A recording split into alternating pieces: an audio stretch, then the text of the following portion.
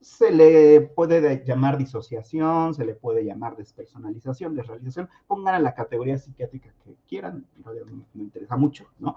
El punto es que la persona experimenta un extrañamiento de sí mismo, del mundo y los que lo rodean. Eso se le llama el aura, ¿no?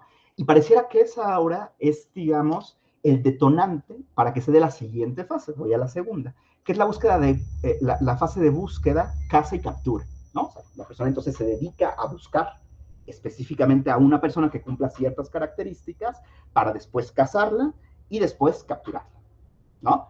Evidentemente, después de la captura viene el acto de matanza, ¿sí? Matar a la persona, ¿sí?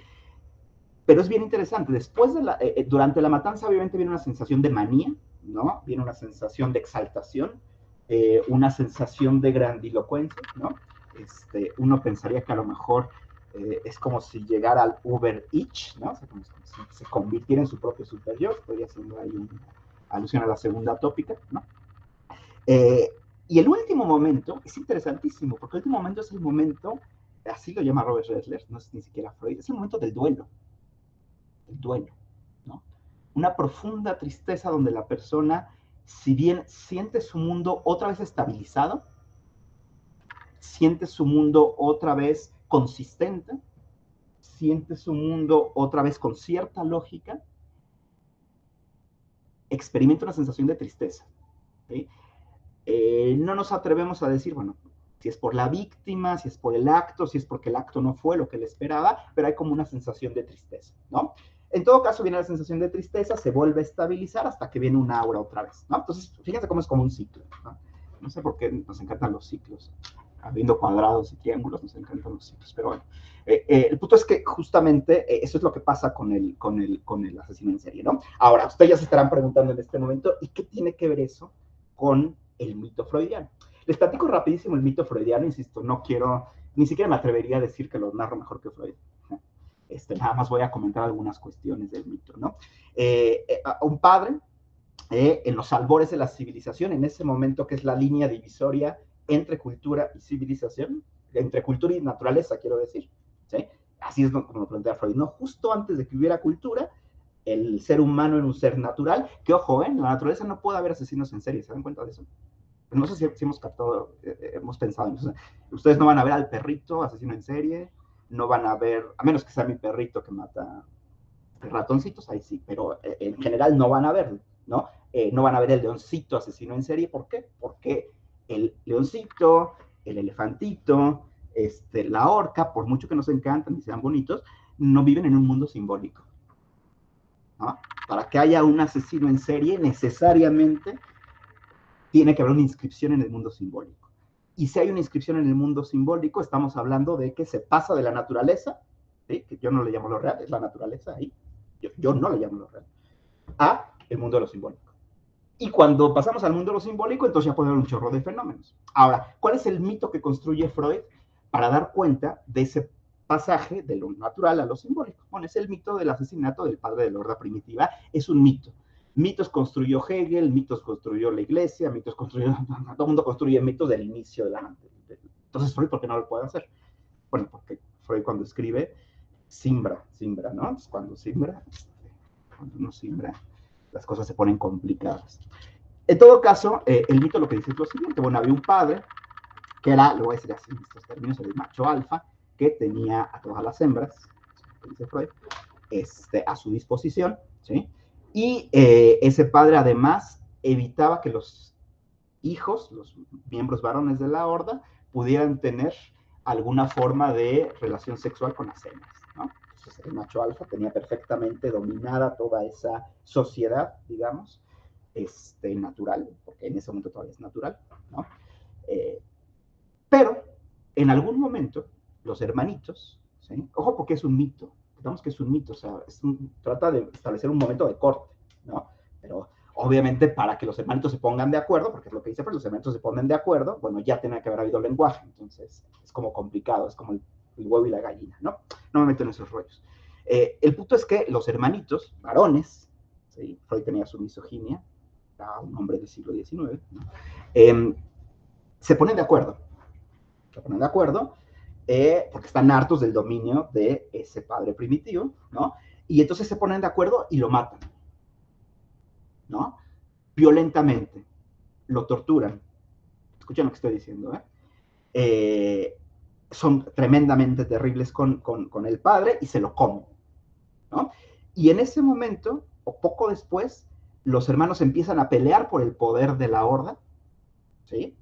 Y llega un momento en que se tienen que poner de acuerdo, porque si se pelean unos contra otros, todos van a terminar muertos. Entonces tienen que poner de acuerdo para organizarse, ya no como la horda, sino organizarse culturalmente, ahí hay civilización, y hacer de ese padre muerto un dios, un tótem, en realidad, un tótem, ¿no? Ese tótem, a lo largo del tiempo, termina siendo o convirtiéndose en un animal, ¿no? Entonces, el tótem es el tótem vaca, el tótem león, el tótem lo que ustedes quieran, ¿no? Lo que sucede con estas, digamos, en estos, en esa horda primitiva, es que se va, digamos, desarrollando, y se les olvida ese asesinato primordial. Es como si los hubieran olvidado, como si hubieran reprimido. Y se termina transformando esa sociedad en lo que llamamos las sociedades totémicas, ¿no? Que es muy criticada por los antropólogos, no me voy a meter en ese rollo, ¿no? Yo quería hacerlo desde Freud, punto. Si Freud está mal, pues bueno, eché la bronca a Freud, yo lo quiero hacerlo desde Freud, ¿no?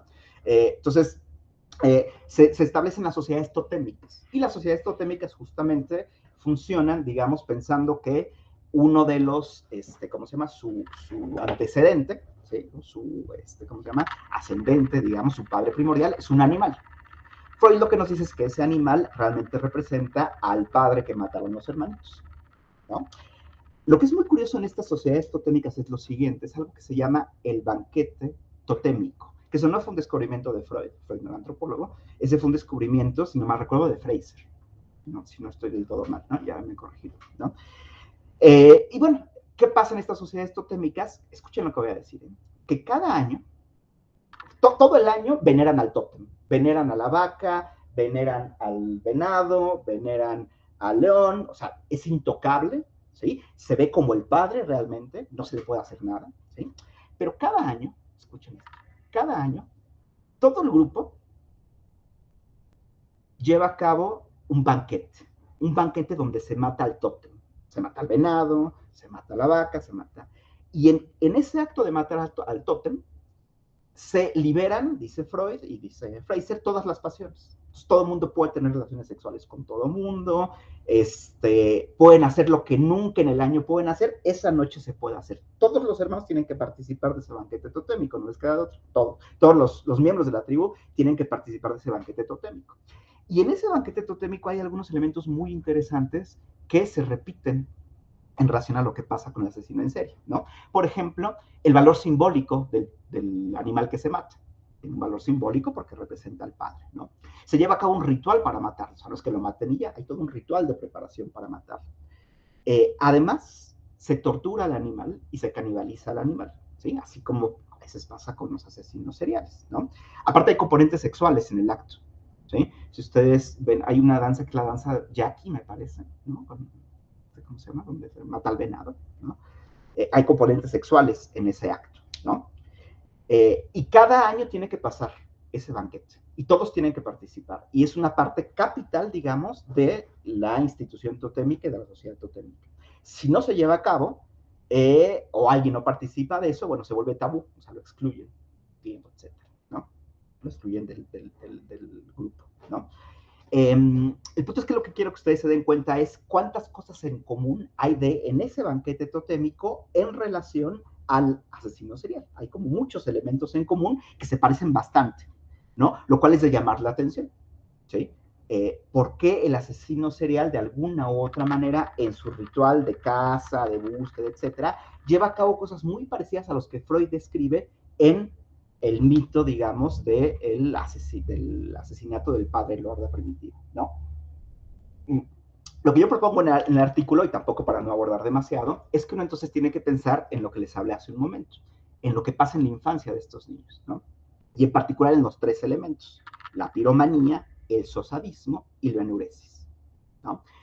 Resulta que desde el punto de vista de Freud, de la literatura psicoanalítica, incluso con Lacan, vemos que estos tres elementos, piromanía, sosadismo y enuresis, están relacionados con lo que llamamos la constelación paterna, con la función del nombre del padre, ¿sí? Con la función simbólica del padre que es capaz de inscribir, digamos, al sujeto, al niño, en la cultura.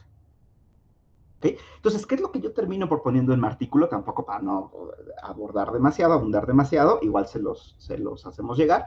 Lo que yo planteo es lo siguiente, que precisamente, paradójicamente, este asesino serial, ¿sí?, que nosotros vemos como asesino, él mismo, psíquicamente, no participó de ese acto fundacional de la cultura, que es el acto de devorar y matar al padre. ¿Sí? Nosotros, ustedes lo saben, esto lo dice claramente Freud, nosotros todos nos sentimos culpables de eso. Seamos conscientes o no seamos conscientes. Pero todos nos sentimos culpables de eso. Es justamente lo que nos deja como legado el Edipo. Nos sentimos culpables de haber matado al padre y entonces todo el tiempo estamos tratando de ajustarnos a la cultura y ajustarnos a las leyes y al superyo para que nadie se dé cuenta que participamos en ese acto fundacional, ¿no? Ahora, lo que yo propongo es que justamente el asesino serial psíquicamente, simbólicamente, no participó de ese acto fundacional de la cultura. Y al no participar de ese acto fundacional de la cultura, se ve en la necesidad de todo el tiempo estar repitiendo ese acto fundacional. Es decir, buscando una víctima, matándola, repitiendo el banquete totémico cada vez que su mundo pierde sentido. Nuestro mundo tiene sentido, y esto es precisamente lo que es digamos, desolador en Freud, y es bastante fuerte en Freud. Nuestro mundo tiene sentido justamente por ese acto fundacional criminal. El mundo simbólico tiene sentido en función de eso. Si el sujeto no psíquicamente no se siente participante de ese acto, entonces su mundo muy fácil pierde sentido. Y al perder muy fácil sentido, entonces tiene que buscar una forma de recrear el acto. Recrear el acto. Paradójicamente, el asesino serial psíquicamente es menos asesino que nosotros los neuróticos, queremos decirlo. Nosotros somos más asesinos psíquicamente, nos creemos culpables de ese acto mítico, que evidentemente no es que haya sucedido, sino simplemente es que es algo que está inscrito inconscientemente en nuestra psique, y en la psique el asesino serial no. Y de ahí que se ve en la necesidad de repetirlo una y otra vez. Ahora hay algo muy importante en relación a los asesinos seriales, ya para ir terminando, que también encuentra Robert Ressler, que me ayuda un poco también a validar esta hipótesis, ¿no? O no sé si validar esta hipótesis, pero a darle sustento. No es validado, estoy haciendo un acto un poco violento incluso, que es tomar componentes de la teoría psicoanalítica para darle sentido a algo que si no hay que pensar en la genética y si no hay que pensar en quién sabe cuántas cosas que no se entienden del todo, ¿no? Es que los asesinos seriales, muchos de ellos están en una constante necesidad de incorporarse a los cuerpos policíacos, ¿sí? De ser ellos mismos policías, militares, estar al tanto de lo que está sucediendo en el campo de la ley. Eso nos dice justamente, o bueno, por lo menos esa es la lectura que yo le doy, que probablemente, al no estar inscritos en la ley, como una ley psíquica interna, entonces por fuera tienen que hacerse llegar a esa ley para que les ponga un límite, para que les ponga un alto, que es el alto que lo simbólico nos pone a nosotros, ¿no? Para estos sujetos, pues pareciera que no lo hay, ¿no? Ahora, lo último que yo planteo en el artículo, y ya obviamente para terminar, es que el asesino serial, el fenómeno del asesinato serial, si bien tiene que ver con el régimen de lo simbólico, también tiene que ver con que el régimen de lo simbólico es, nos guste o no nos guste, falocéntrico. Falocéntrico. En una cultura, pienso yo, que no fuera falocéntrica, en un mundo simbólico que no fuera falocéntrico, creo que probablemente no tendría sentido el asesinato serial, ¿no? Y aquí termino con Freud. Evidentemente, cuando hacemos interpretación o crítica, tenemos que darle sentido a los actos. Pero la clínica lo que busca es quitarle el sentido, quitárselo. Porque si el síntoma está lleno de sentido, pues está justificado. Entonces, el psicoanalista lo primero que hace es encontrar su sentido y luego quitárselo, ¿no? La única manera de quitarle sentido al acto del asesino serial es haciendo de la cultura y del régimen simbólico un régimen no falocéntrico.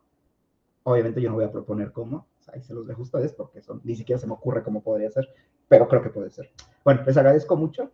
Y gracias, Salvador, gracias, Gustavo, por su invitación.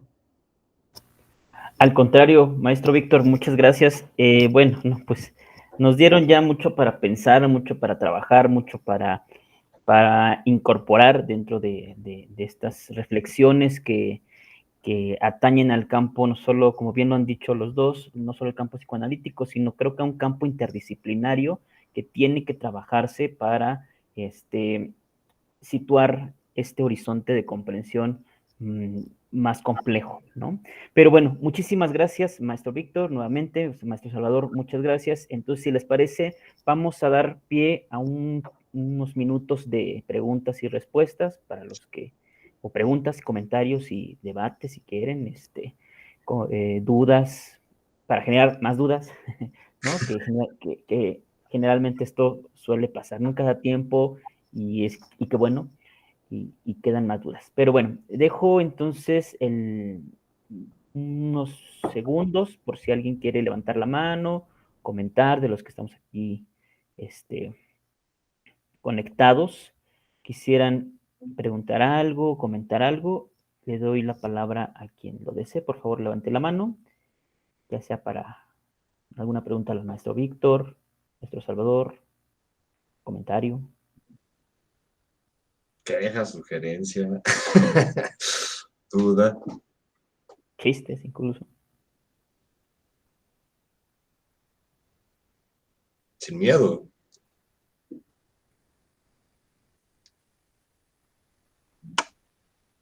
Generalmente siempre uno está como formulando, ¿no? Como la pregunta o está viendo cómo, por dónde trabajarla, ¿no? Entonces, si les parece, pues damos un minutito, si alguien, como dice el maestro Salvador, sin miedo, aviéntenla así como estén pensando. Acuérdense que aquí es asociación libre. Entonces. ¿Y porque dónde podemos comprar el libro del profesor Víctor? Es artículo, ¿no, Víctor? Es un artículo, Guadalupe, muchas veces un artículo. Si quieren les mando ¿cómo se llama? El link, con gusto. Pero bueno, a lo mejor pues sí vale la pena que les digo que sí estoy editando un libro, entonces, bueno, igual se los hago. A ver cuando esté escrito. Es un libro de epistemología psicoanalítica, es otro. Bueno, pues ahí está. Está en la revista de Rancias, perdón, Lupita, creo que no te di como la referencia. En la revista de Rancias de Iztacala, no recuerdo el número, me parece que es el 14. Pero bueno, con gusto les hago llegar la bibliografía completa. Me parece que es el 14 de Rancias. Sí. 14, ¿verdad? Y pues bueno, un poco con esos aportes, maestro Salvador, no sé si nos puedas poner aquí en el chat los textos que mencionaste o los autores para tenerlos como presentes y se queden aquí guardados y poder consultar algunas obras de estos. Los coloco. Y bueno, aquí la invitación es a dialogar, dudas, porque bueno, yo creo, y no sé, ustedes colegas, a veces en la práctica psicoanalítica como que espanta el discurso psicoanalítico, ¿no? Como si fuera algo ajeno a lo común, y yo por lo menos creo que, bueno, por delante, y Gustavo y Vic, hemos intentado como que no se vea así, ¿verdad? que se vea como en la clínica, ¿no? A ver, Guadalupe, ya se están animando eso. Hola, buenas tardes. Disculpen, es que llegué un poquito tarde, pero bueno, por lo que he escuchado en otras clases, quería yo preguntar, entonces es importante la falta de la madre para que surja, ¿no? El asesino serial, o bueno, falta o daño, ¿no? Que tenga la madre en el hijo. Pero ya sería como una cuestión, una disposición de la personalidad hacia eso, o eso sería como bueno, porque habían dicho que era la muerte del padre, ¿no? Pero también en otras clases de lo que habían comentado es que también mucho tiene que ver la madre, ¿no? Y como escuché que estaban también nombrando acerca de una película, no recuerdo si hablaban del dragón rojo. Sí, el dragón rojo. Ajá, ¿Puedo? me parece que algo así sucede ahí, ¿no? Es donde la abuelita lo maltrata, ¿no? Es exactamente donde le de dice, tatuajes el cuerpo, entonces, bueno, hay como un daño por parte de la figura materna hacia el hijo, ¿no? A lo mejor, Entonces, ¿puede ser eso o ya es como una predisposición que traiga el sujeto? si bueno, quieres, a ver, si quieres primero yo, gracias por tu participación, espero que los demás se animen. Creo que, híjole, a ver, no digo muchas tonterías, pero quiero ser más prudente aquí. Creo que habría que clasificar varias cosas en lo que estás planteando, ¿no? Empezando por daño. O sea, eh, ¿qué daño? ¿Qué tipo de situación? Porque todo tienes adversas en la vida, ¿no? Y no existe un padre perfecto, eso es una idealización. Podremos aquí debatir sobre qué es lo traumático, ¿no? Aquello que se vuelve irrepresentable. Ahora, si me veo así más poético y metafórico, no recuerdo quién escribió esto, pero decía que la influencia, ¿no? De una madre en la vida de sus hijos, pues es incalculable, ¿no? Es incalculable, es el ser que nos da la vida. Y si lo vemos hasta desde la parte de un tercero llamado padre, no voy a entrar en cuestiones de género, ¿no? Pero un tercero que viene a romper esa simbiosis, estamos atravesados mínimo por dos personas en nuestra vida, mínimo, y eso es mega reduccionista y escindido. Entonces, yo considero, y como decía bien Víctor, y retomando lo de Dresser, pues sí, como que tampoco habría que ser un mega investigador y genio para deducir pues, que un asesino serial no tuvo una infancia espléndida, plena. O sea, en esta época tal vez hemos estado invadidos por ideas, ¿no? Escindidas, rotas, como de si eres pobre es porque quieres, ¿no? Y si le echas ganas, pues, te vas a ser rico, ¿no? Y si es malo es porque él lo decidió. No, o sea, yo creo eh, que un maltrato y que habría que tal vez profundizar en qué entendemos por maltrato físico, sexual y psíquico es como necesario para que alguien se organice psíquicamente de esa forma. Yo diría que sí. Yo ahí sí se la compro a Dresser de que todos, para mí es muy difícil pensar que alguien que puede cometer actos de sodomía, sadismo, mutilación, el asesinato, haya sido un sujeto que creció en un ambiente favorable, pues a mí se me hace increíble, imposible, ¿no? Entonces te diría, sí, pero no creo que sea la única condición, porque también hay personas que han pasado por maltratos muy fuertes, ¿no?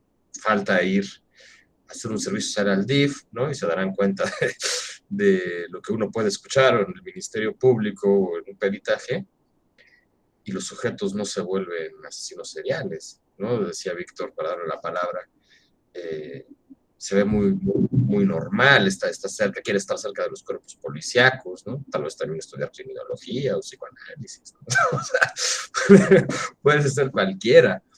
Entonces, yo puedo haber sufrido violencia y en lugar de ir y matar al otro, pues me destruyo a mí, ¿no? También hay un pasaje al acto hacia sí mismo, o tal vez trato de repararlo y pues dar conferencias en sábado con mis amigos de INAC. No sé, Vic. sí, bueno, hay un tema aquí muy importante. A mí me parecen siempre importantes los casos que son la excepción, ¿no? O sea, evidentemente hay, como decía bien Salvador, hay muchas personas que han sufrido violencia y no se convierten, queremos decirlo, en asesinos seriales. Y sí hay casos de asesinos seriales que no sufrieron ese tipo de violencia, digamos, en la infancia, ¿no? Entonces, yo a lo mejor me gustaría ir un paso atrás.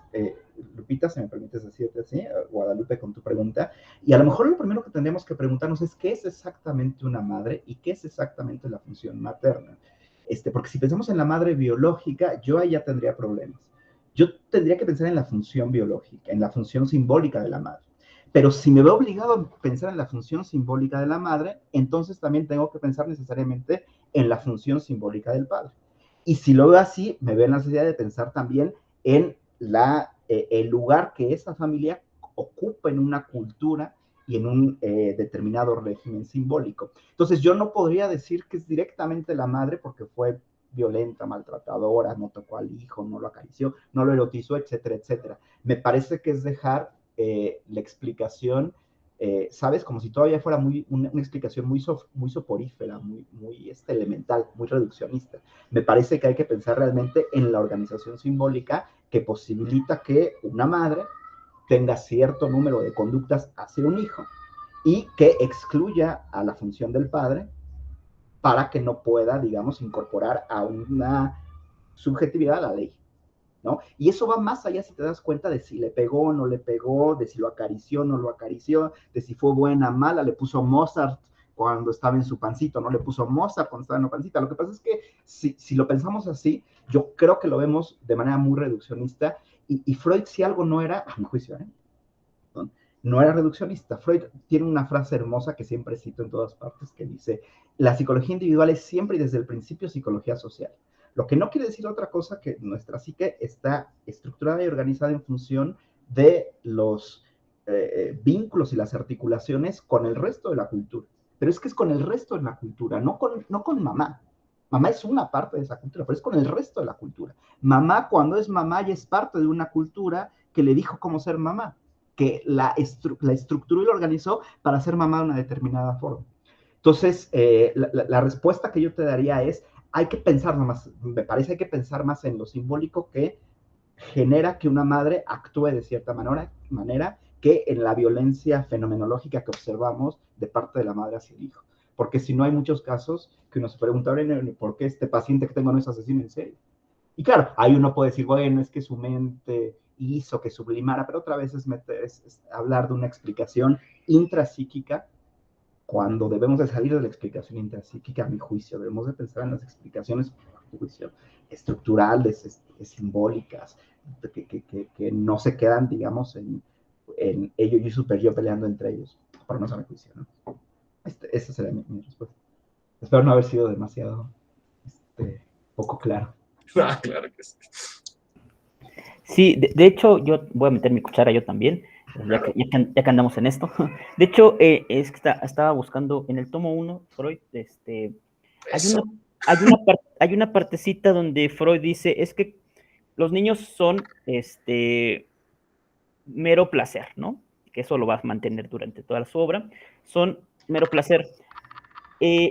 Lo violento y lo agresivo, por decirlo de alguna manera, lo vemos ya cuando se nos instala la moral adulta. Es decir, cuando esta pregunta que hace Guadalupe es de un adulto moral, ¿no? O es desde la moralidad adulta, ¿no? Si una madre maltrata a un niño, va a crecer traumado, esa pregunta es una pregunta de una moralidad ya adulta que ve en retrospectiva, ¿no? Pero un niño, y esto ha causado mucha controversia en muchos lados, pues un niño siente placer, ¿no? De hecho, cuando les pegan a los niños, pues uno se ríe, ¿no? No todos los niños lloran, sienten placer, ¿no? Finalmente, los niños son perversos polimorfos, ¿no? Y pues uno puede decir, fue maltratado, sí, pero eso le puede haber causado placer, ¿no? Y no determinaría en ese sentido digamos, la característica de asesino serial, ¿no? Que por ahí meto también esta provocación para generar debate y comentarios, ¿no? Bueno, dejo la palabra, ahora sí ya se están animando, a Roxana. Ah, mi hermana. Roxana, ¿te escuchamos?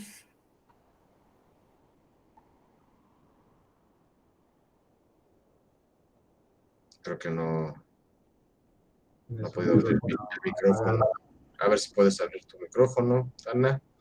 Pero en lo que lo abren, siguiendo con lo que decías, Gus, a eso también yo me refería con la parte de lo edípico y predípico, exactamente, ¿no? O sea, cuando tú hablas de más allá de un principio de realidad, ¿no? O más allá del principio del placer, ¿no? A hablar de los aspectos morales, de qué es bueno y qué es malo, de la maldad, ¿no? Que mencionamos, es muy importante ubicar que nosotros vamos creciendo con un código moral, ¿no? Y la ética es la reflexión que hacemos de este código.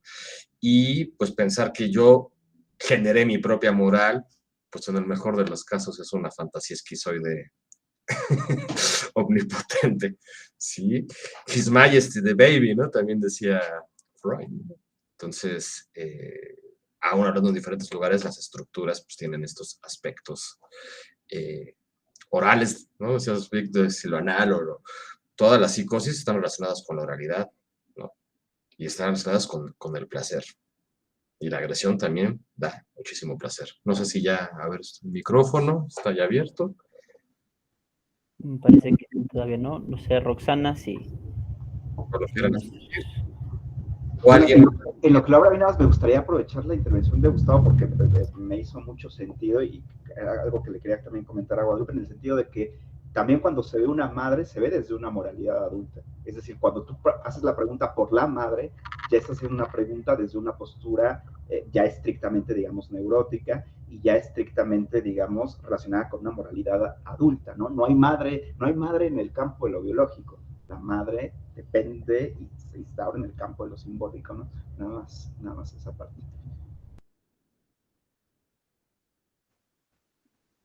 Bueno, parece que Roxana no pudo, no sé si no pudo abrir el micrófono, no sé si algo debe haber pasado, ¿no? O si nos puede escribir, Roxana, para saber si te esperamos, hacemos más tiempo. Nada, Guadalupe. ¿Quién más? Mientras, aquí las personas que están conectadas, me imagino que tienen ahí dudas, sugerencias, los queremos escuchar.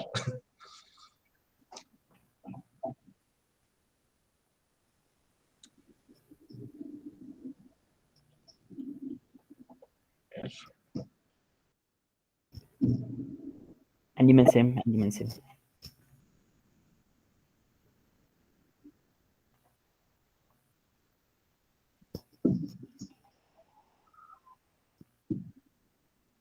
¿Quién está aquí? Fernanda, Laura, Selene, Mariela. O tú, Gus, algo que quieras compartirnos también.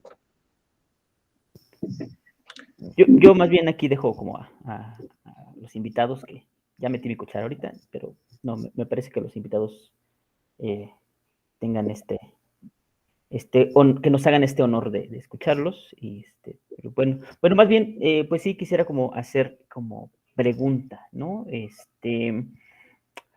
Que pensar un poco, o más bien preguntar sobre, hablaste, Salvador, de la ley del padre, ¿no? Por ahí,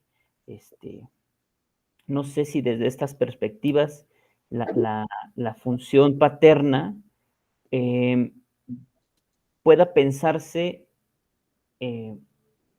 digo, yo como sociólogo lo pienso siempre como por estructuras sociales, ¿no? Es decir, la función paterna en momentos culturales diferentes puede ser un factor, digamos, fundamental para este portavoz de la violencia colectiva. A ver si soy más claro en la pregunta. Quiero tratar de estructurarla mejor. No es lo mismo, evidentemente no es lo mismo el asesino mexicano que el gringo, que el finlandés, ¿no? Etcétera. No es lo mismo, y quisiera ahí saber un poco estos rasgos diferenciales en términos culturales, ¿no? ¿Cómo podemos caracterizarlo? ¿Cómo podemos visualizarlo o pensarlo en sus diferentes contextos culturales con respecto a la función paterna, ¿no? Es decir, son diferentes padres en el sentido simbólico, en el sentido de la ley, el mexicano, el gringo, el australiano. ¿Cómo podríamos pensarlo ahí, Salvador? ¡Qué pregunta! A ver si te entendí bien y a ver qué opina Víctor, porque tal vez aquí sí vamos a tener dos opiniones muy diferentes.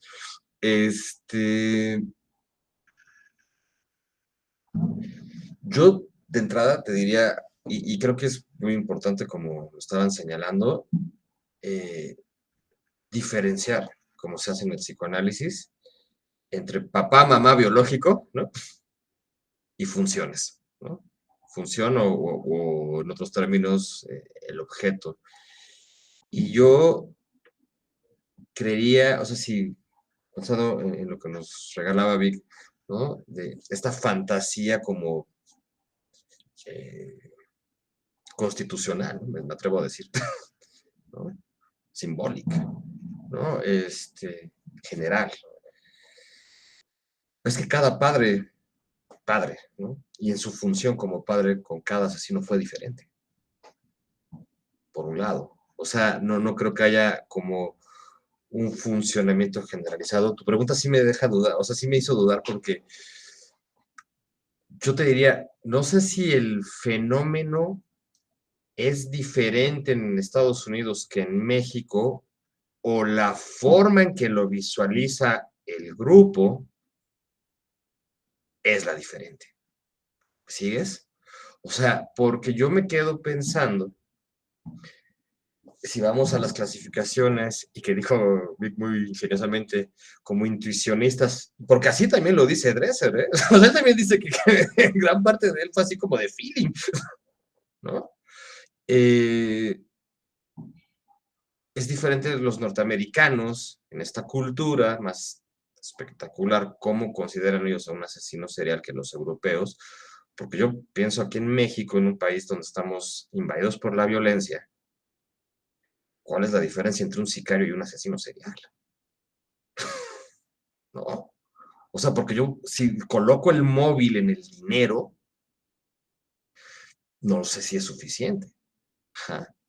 Y yo pensé ahorita, creo que no voy a poder contestar bien tu pregunta porque está muy interesante, está compleja, pero hablando de en la función, yo hace tiempo, hace varios años, escribí un artículo sobre narcotráfico y relación con el psicoanálisis y hablaba de, no creo que ubican a estos autores, al doctor Rubén Zuckerfeld, y él hace como su propia aportación de lo que le llama la posición subjetiva aquileica, como queriendo comparar con el mito de Narciso, pero con Aquiles, ¿no? Muy interesante. Y yo colocaba que algo que yo encontraba en mi investigación, pues, terriblemente ya lo nombro, el sicariato, ¿sí? Era la ausencia del padre. Ajá. En todos los sentidos, o sea, física, porque se van comunidades donde la migración o el mismo narcotráfico acabó con los hombres, ¿no? Y entonces, tal vez por ahí te puedo contestar, ¿no? Pensando aquí en México, y a estas personas que no se consideran asesinos seriales, porque no es como el que está acechando día tras día, pero puede llevar más homicidios que otro, ¿me sigues? Y entonces, si algo carecía ahí y era como esta cuestión totalmente predípica y de puro placer y de no hay ley, era la ausencia del padre. O sea, la no función, por ponerlo así, la no función. Ajá. Ahora, creo que si lo ponemos en lo macro, ¿no? Como creo que Lacan intenta hacer de repente cuando escribe del otro, ¿no? El gran otro, ¿sí? Como la cultura, yo diría que en el fondo no hay gran cambio. Yo creía que no hay gran cambio en el acto, pero sí en la forma en que cada grupo lo representa o lo integra o lo simboliza. ¿Sigues? Porque aquí, no sé, pensé ahorita, y desde el nombre, ¿no? La Mataviejitas, ¿no? No es la asesina, es la Mataviejitas.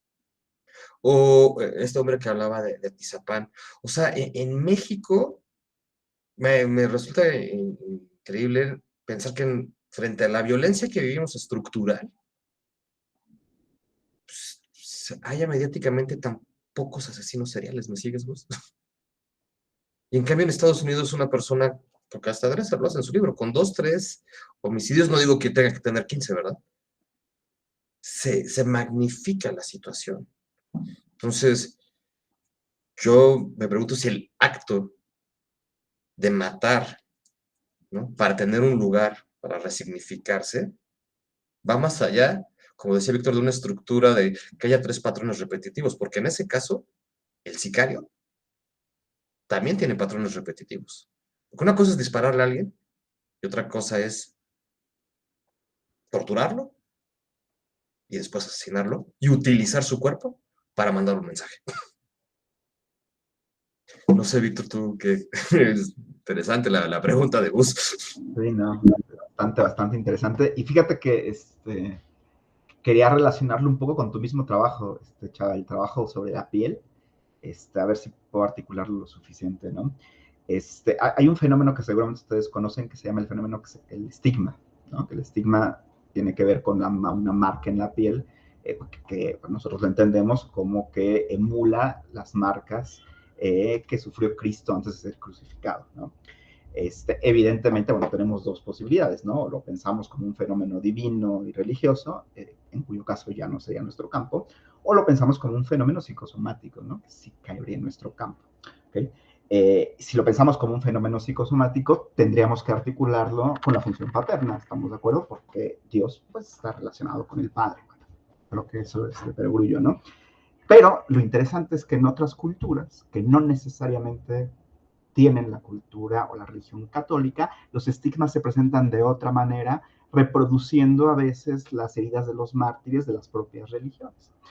Entonces, aquí creo que esto me ayuda a responder un poco la pregunta que hace Gus, y ayudando a lo que tú decías, porque hay que distinguir entre función y fenómeno, ¿no? O sea, el fenómeno es el estigma, ¿sí? Pero ese estigma tiene una función, y yo lo voy a tener que volver a decir, la función no es intrapsíquica. Creo que lo que menos debería interesarnos, perdón, es que sea intrapsíquico, es una función para la orden en la que se habita, para el grupo social en la que se habita, y al final para la cultura en la que se habita.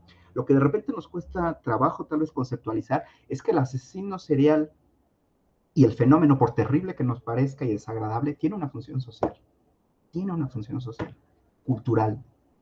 ¿Cuál? Habría que verla, pero la tiene, ¿no? Y en ese sentido, tratando ya de responder a la pregunta de Gus, me parece que en otras culturas las funciones se mantienen. El fenómeno puede ser que cambie, pero La violencia. creo que al analista, por lo menos el fenómeno nos interesa, por supuesto, pero nos interesa mucho más la estructura que da sentido al fenómeno y por lo tanto la función del fenómeno. En ese sentido, bueno, fenomenológicamente habrá cambios. La función es la misma porque esencialmente, ya lo decía Salvador, pareciera que la cultura, híjole, y aquí a lo mejor estoy hablando yo mucho más de lo que da mi conocimiento, pero esencialmente las funciones en la cultura son más o menos parecidas, ¿no? No hay grandes cambios, ¿no? No hay grandes cambios si vemos la estructura. Ya si vemos los fenómenos elementales, pues bueno, sí, evidentemente, ¿no? Lacan tiene una frase que me encanta, que hace relación a esto, ¿no? Lacan dice, no hay progreso, hablando de progreso cultural, ¿no? No hay progreso, simplemente creímos que ganamos porque no sabemos lo que perdemos, ¿no? Y lo mismo yo podría decir de una cultura a otra, es decir, no es que una cultura sea mejor que otra, simplemente una cultura cree que gana porque no sabe lo que pierde, cree que tiene algo porque no sabe lo que perdió, pero estructuralmente no, a mi juicio no habría tanta diferencia, ¿no? Hay que tener un chorro de elementos para poder contestar a eso, porque no cualquiera puede hablar por todo lo que ocurre en todo el mundo en todas las épocas, pero creo que podemos tratar de aventurar hipótesis, ¿no? Excelente, pues muchas gracias, maestro Salvador. ¿Ibas a comentar algo más? No, que gracias por las preguntas que nos haces, Gustavo. Sí, Guadalupe ya se animó de nuevo. sí, un poco lo pensaba justamente, por eso dije un poco, yo como sociólogo la pienso en sentido como más durkheimiano, ¿no? Que dice, justo el crimen es necesario, ¿no? Y esto, donde en otras culturas es normal, en otras culturas eso puede parecer anormal, ¿no? Entonces la diferencia entre lo normal y lo patológico se sitúa culturalmente, ¿no? Guadalupe levantó la mano, pero ¿sabes a quién me hiciste pensar que otra vez nos podría sacar de problemas, colegas? A Dostoyevsky. Habría que leer Crimen y Castigo. Claro, claro. A ver, Guadalupe, ¿quieres decir algo Guadalupe. más? Sí, es que, bueno, yo cuando comencé a escuchar el comportamiento de estos asesinos, tal parece que me estaban descubriendo como a un animal cazador, ¿no? Hay algo en el cerebro, han analizado los cerebros bueno, de los asesinos seriales, o sea, cambia algo o se parece a estos cazadores, porque bueno, también son muy finos, ¿no? Es lo que tengo entendido en su actuar, o sea, son muy impecables la mayor parte. Pero bueno, es que parece que me estaban describiendo a un animal cazador, ¿no? Entonces, algo pasa, o sea, algo pasa que te retraes hacia tu animal prehistórico, no sé, algo sucede, han analizado los cerebros? Sí, ¿Cómo A lo mejor yo aquí puedo dar una, si quieres, no, no, bueno, no, Vic, vas tú. yo tengo, mi doctorado es en neurociencias y psicoanálisis, entonces tengo como los dos campos, a lo mejor platicaré por qué tengo ese doctorado. Pero, bueno, primero te cuento que sí, o sea, sí se ha encontrado que en los cerebros de los asesinos seriales hay un tema en el lóbulo frontal, por ejemplo, de hecho lo pongo en mi artículo, ¿no? También se han encontrado, digamos, regulaciones a nivel endocrino, por ejemplo, etcétera, etcétera. El gran problema son dos cosas. Uno, que eso se encuentra también en personas que no son asesinos seriales. O sea, un niño con déficit de atención puede tener esos problemas, o tú o yo podemos tener esas mismas situaciones. O sea, no es, ¿cómo se llama? No es causal. Hay una correlación. Y de repente aquí voy a ir a David Hume, el famoso filósofo, ¿no? Hay que tener mucho cuidado con las correlaciones porque se tienden a confundir con causalidades, ¿no?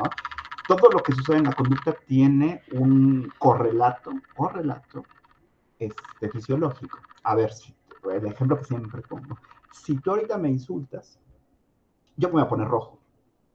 Eso involucra una cascada neuroquímica muy complicada de describir. Pero, ¿me puse rojo por la cascada neuroquímica o porque me insultaste? Estrictamente yo diría, y lo tengo que hacer, soy psicoanalista, ¿no? Es porque me insultaste. ¿No? Ese insulto tiene un valor simbólico y ese valor simbólico termina impactando sobre un organismo biológico que hace que me ponga rojo. Si tú me insultas en inglés, pues no lo voy a reconocer. Entonces, estrictamente sí hay algo en el cerebro, pero lo digo justamente para que no nos confundamos en el sentido de que es un fenómeno biológico. Creo que, no sé qué tan acá hay psicoanalistas, pero me imagino que todos estamos en el campo de las humanidades. Creo que nosotros tenemos que defender el valor de lo simbólico en los fenómenos como este que estamos observando, no el factor biológico. Hay personas muy capaces que estudian el factor biológico, muy, muy, muy capaces y lo hacen muy bien. Hay que dejarles ese trabajo a ellos. A nosotros nos toca el otro factor, el factor simbólico, que es el factor de la interpretación, del significado, del sentido. Ese es el que me parece que nosotros tenemos que rescatar. Porque si nosotros nos vamos al factor biológico, pues de entrada, como siempre les digo a mis grupos, nadie aquí estamos capacitados para el tema biológico. Es decir, yo empiezo a hablar de dopamina, serotonina, lóbulo frontal, cuerpo calloso, pues la verdad es que hay mucha gente que lo hace de una manera muchísimo, muy elocuente y con investigaciones de por medio. A nosotros nos toca la otra parte. Freud tiene una frase hermosa que me gusta muchísimo, que dice: el psicoanalista nunca contradice las explicaciones de otras disciplinas, o casi nunca. Lo que hace es poner la pieza final del rompecabezas. Yo te lo dejaré así. Lo biológico ahí está. Pero esa no es la pieza final del rompecabezas. La pieza final del rompecabezas, pues defiendo la cruz de mi parroquia, ¿no? Mi estigma. Pues es precisamente lo simbólico. Lo simbólico sería la pieza final, independientemente de lo que pasa en ese cerebrito. Independientemente de eso, ¿no? Y sí, el tema de que sea un cazador es que estrictamente, como lo comentaba, en el mundo biológico no vas a encontrar un asesino serial. Vas a encontrar un cazador que acecha, etcétera, etcétera, para comerse a su presa, y porque el comérsela tiene una función biológica. Bueno, el asesino serial acecha a su presa, se la come a veces, pero porque tiene una función simbólica. Entonces ya estamos en dos terrenos, no quiero decir opuestos, aunque lo digo, opuestos. Yo quisiera complementar, y justo con lo que estás diciendo, se me hace súper pertinente, de que, y me gustó mucho, Guadalupe, cómo pones animal cazador, ¿no? Porque eso que somos, somos animales, seres, ¿no? ¿Y qué nos puede diferenciar, entre comillas, de el oso, de león? Pues podemos decir la inteligencia, no sé qué, el lenguaje. y la simbolización, ¿no? Esa es una palabra central, ¿no? La simbolización, representamos, tenemos una representación del mundo, tenemos una conciencia, por eso la angustia de que vamos a morir. Entonces, es cierto, o sea, es pensar en un cazador, ¿no? Pero un cazador que le está dando una simbolización a la presa, que no solo se la quiere comer, ¿no? Que no solo la quiere devorar. Y entonces creo que ahí es donde parte la clasificación para decir si es un asesino serial o no, ¿no? De ahí las perfilaciones.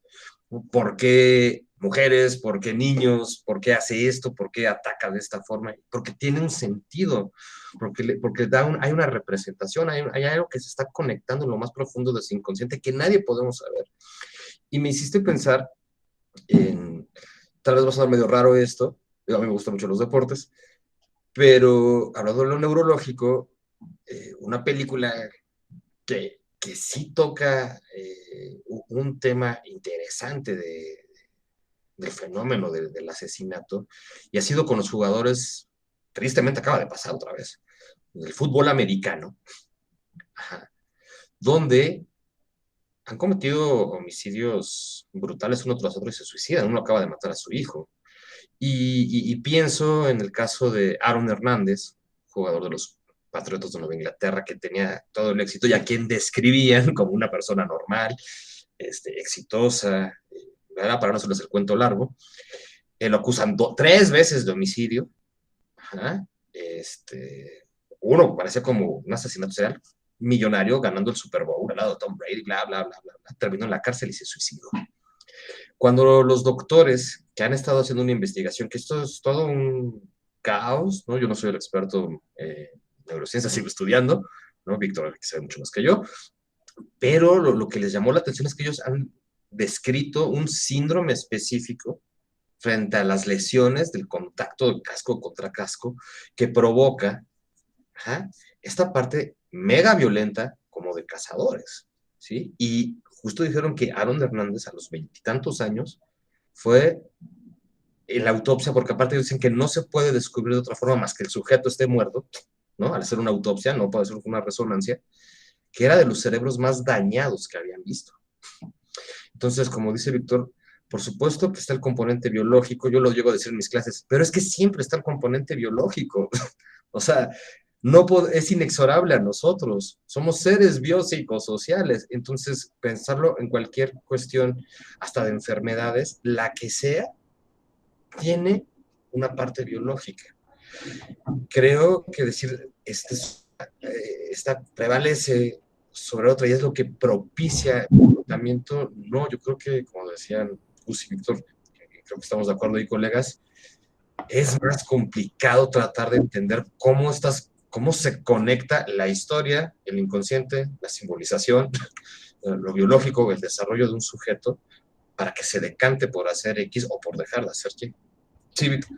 Nada más es que tu ejemplo permite ilustrar de maravilla justo la primacía de lo simbólico, porque no hay ningún animalito, hasta donde yo sé, en la naturaleza que se meta a un estadio de fútbol y que se ponga un casco y que se ponga a pegarle a otro. Eso es un ritual.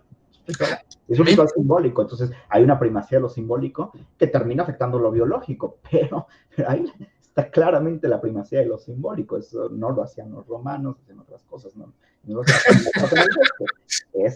Claramente se ve la primacía de lo simbólico que termina determinando que, bueno, el chavo tenga un problema ahí, ¿no? el tema en el cerebro, ¿no? Entonces, nada más comentarse. Eso me ayuda a ilustrar bastante bien la primacía de lo simbólico, ¿no? Espero que te hayamos contestado algo.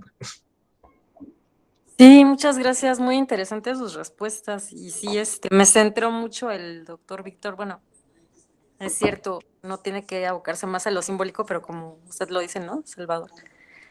Ahí está el componente biológico, ¿no? O sea, uno no, dentro de los seres humanos, uno no prescinde del otro, ¿no? Están los dos, cohabitan en nosotros. Ni en la psicosis se prescinde de lo simbólico. Jamás. Al contrario. El hecho de que no podamos entender el simbolismo de la psicosis, ese es el problema de nosotros. Cuando Freud habla de determinismo psíquico, yo les invito a una clave de lectura, ¿eh? Porque Freud tiene este concepto fuertísimo que es determinismo psíquico. Es un concepto fuertísimo. Purísimo. yo les invitaría como clave de lectura que lean determinismo simbólico y van a ver que les va a dar mucha luz, porque si uno piensa en determinismo simbólico, entonces uno piensa, claro, lo que sucede con una persona que se mete a un campo de fútbol americano a golpearse con otro, está relacionado con el determinismo simbólico, del mundo simbólico que hace que esa persona termine dedicándose a jugar fútbol americano, ¿no? Es una clave de lectura muy interesante. Gracias, Lupita. Muchas gracias. ¿Nos podrían dejar sus artículos, por favor, en el WhatsApp para poderlos buscar o no? Se los mandamos, bueno, por mi parte, que también, se los mandamos a Gus, y también si me das chance para que pueda escribir la bibliografía. Bueno, ahí en mi artículo y también en el de Víctor pues, vienen las bibliografías, pero también de lo que cité ahorita. Si quieren les pongo hasta qué capítulos, si me dan chance, de qué capítulos cité algunas cosas, para que lo tengan, porque también en esta época, hablando de simbolismo, no sé qué opinen, colegas, pero es muy importante distinguir opiniones, son válidas, de investigaciones, que no es lo mismo. Gracias. Bueno, adelante, maestro, Salvador, nos pongas aquí todo ya. Entonces, maestro Víctor, ¿algo más que quisieras agregar? ¿No? Pues bueno, el tiempo siempre apremia, siempre come, siempre, a propósito de lo simbólico, pues simbólicamente tenemos que terminar esto porque tiene su fin. Pues les damos las gracias, maestro Víctor, maestro Salvador, muchas gracias por compartir este espacio muy rico que estuvo. Nos dejan muchas preguntas y nos dejan muchas vetas de trabajo, de análisis, y me parece que son necesarias que se empiecen a abordar. Pues les damos las gracias también a los que se conectaron, algunos ya se desconectaron, pero también estuvieron aquí presentes un buen rato. Entonces, pues muchas gracias a todos y cada uno de ustedes. Gracias por haber aceptado la invitación. Maestro Víctor, gracias por haber compartido parte de tu trabajo. Y bueno, los invitamos a seguir Invención de la Mente para más trabajos, más colaboraciones y muchísimo más, digamos, espacios de esta naturaleza. Gracias a todos, que tengan una excelente noche, un buen fin de semana, maestros. Esperamos verlos pronto en BIMAC más activos y ya trabajaremos algo más en concreto sobre estos temas. Muchas gracias. Gracias. Estén muy bien. Muchas gracias.